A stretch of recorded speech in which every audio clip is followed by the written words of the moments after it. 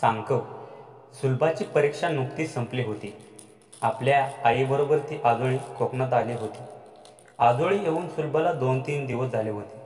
दूरवर पसरलेला समुद्र, आंब्याच्या, नारळी सुपारीच्या बागा, लालसर दगडांची घरे, लालबुंद माती हे सर्व बघून ती चकित झाली. शेजारच्या सदाशिवशी आणि सुमाशी तिची चांगलीच गट्टी जमली. तिघेजण खूप गप्पा मारायचे, खेळायचे. एकदा समुद्राच्या किनाऱ्यावर तिघे फिरायला गेले होते. समुद्र पाहून सुलभा म्हणाली, किती स्वच्छ आहे रे हा समुद्र किनारा. किनाऱ्यावर थोडा वेळ थांबून तिघे फिरत फिरत एका पर्याजवळ आले. खळबळ आवाज करणाऱ्या पर्यात मुले खूप नाचले. तिथे सदाशिवचे 2 मित्र त्यांना भेटले. पर्रा ओलांडण्यासाठी लाकडाचा अरुंद पूल होता. सुलभा थबकली, पुलाकडे पाहतच राहिली. घाबरलीस? पक्का आहे तो सांकव, सुमा म्हणाले. सांकव म्हणजे काय रे सदाशिव? सुलभाने विचारले. अगं, सांकव म्हणजे पूल, 2 काठांना जोडणारा, सदाशिवने सांगितले. सांकव सांकव सुलभाने शब्द मनात घोळवला.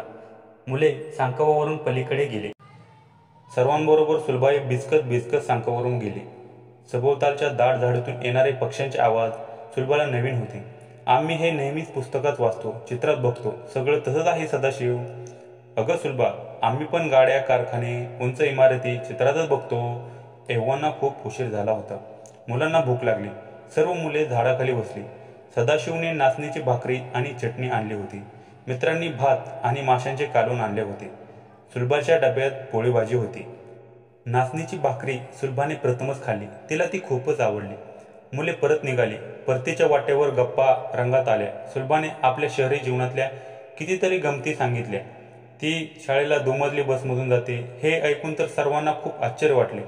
आमच्याकडे शहरात इमारतीच इमारती असतात, 5 मजली, 10 मजली, सुलभा म्हणाली.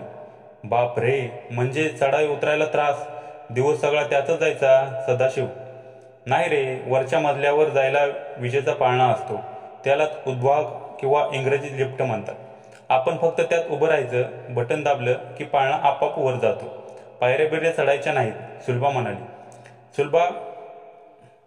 सुलभाच्या घराभोवती झाडे नाहीत हे ऐकून सदाशिवला नवल वाटलं.